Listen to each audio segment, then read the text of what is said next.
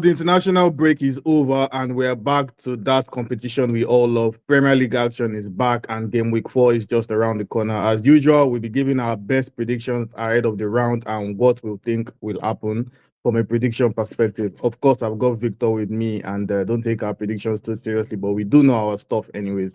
And without wasting much time, Victor, what are your best straight win picks for this weekend? Looking at the schedule, it was actually pretty tough to nail down, specific straight win picks. But yeah, give us yours. Yes and no. I feel like it's a little bit easier than last match day was, but still, Mm. it's never really easy with the Prem, right?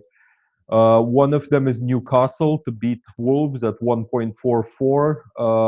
Wolves, they're just dismal right now, and I don't expect them to get anything from this game with Newcastle being at home. It just seems like an easy line. This. Yeah, fair enough. Another one, I'm going with a double chance Everton win or draw versus Villa at 140. It's pretty obvious Everton are riding a wave right now. Villa, they're certainly underperforming, and I don't think them, even though even if they were performing better, like how we know Villa can, I don't think because of how Everton are playing, it would be a huge shock for them to lose on Merseyside. And the third one is Fulham to beat Leeds at 195. Neither side is looking great at the moment, but if you look at Fulham with a clean bill of health and playing at home, I think they should have enough about them to win this one. Yeah, fair enough. And I've got Fulham as well. Surprisingly, I have all my picks as London clubs.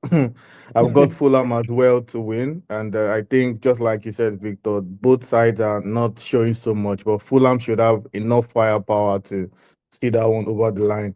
Then I've also got Arsenal. Yes, I know it's always tricky with the new manager bounce, Postecoglou and whatnot, but Forest are not just looking like the same Forest we saw last season. And I think Arsenal, despite their injury, lineup, will be able to get one at the Emirates. Then Chelsea are away to Brentford, yet another London derby.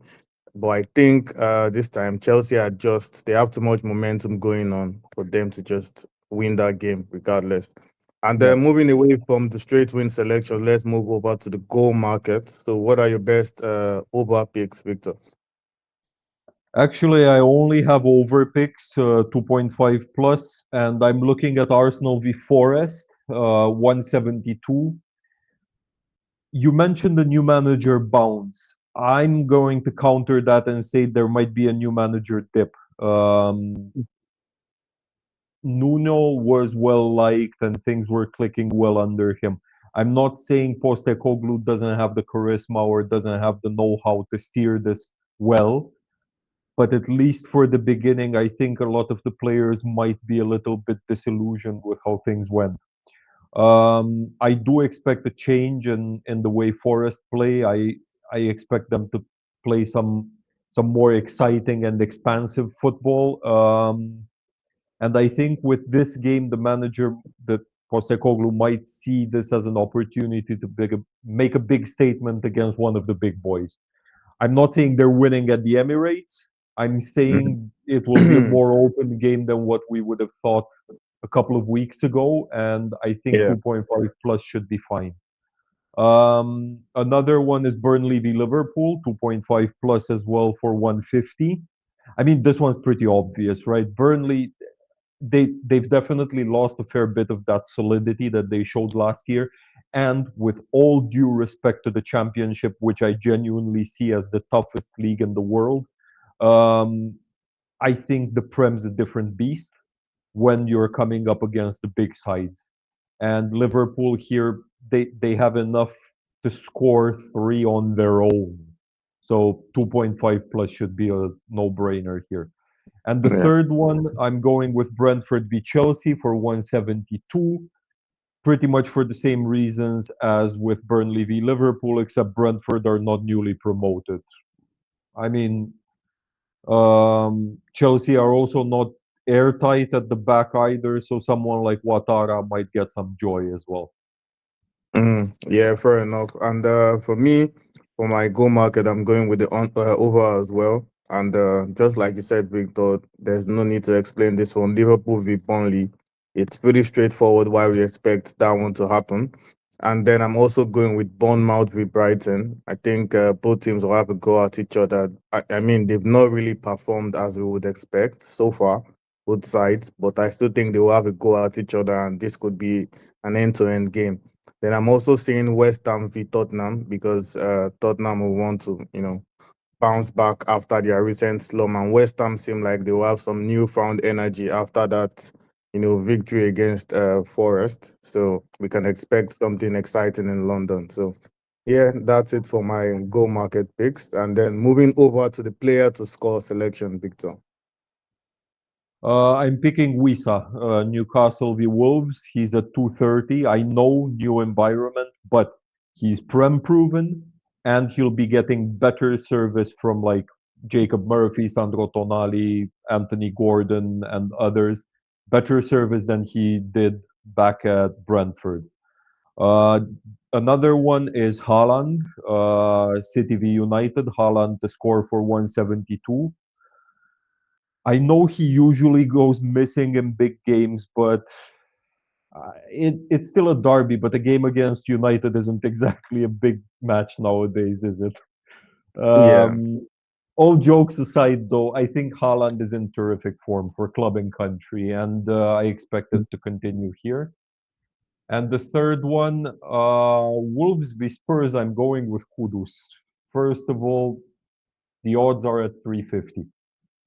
I'm picking this one more for the narrative of it than anything else. I admit that. I'm bold enough to admit that. But if there's anyone on that Spurs team who knows West Ham inside and out and how to hurt them, it's Kudus. yeah, fair enough. You would also be looking to make a statement, in that one.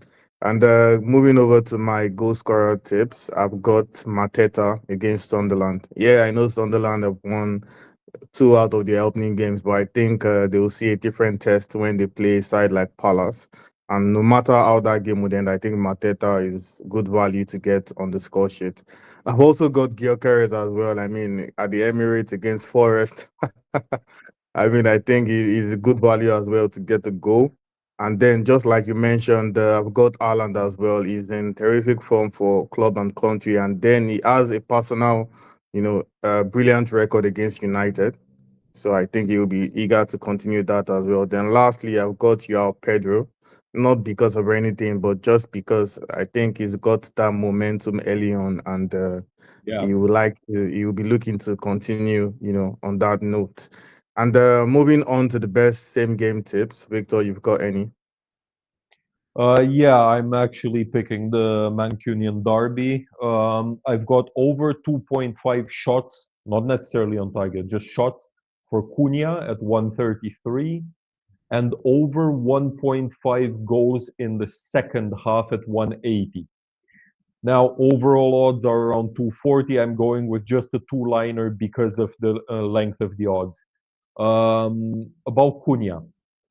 He started all four of United's games this season. The only time he shot fewer than three times was against Burnley when he came off after 30 minutes.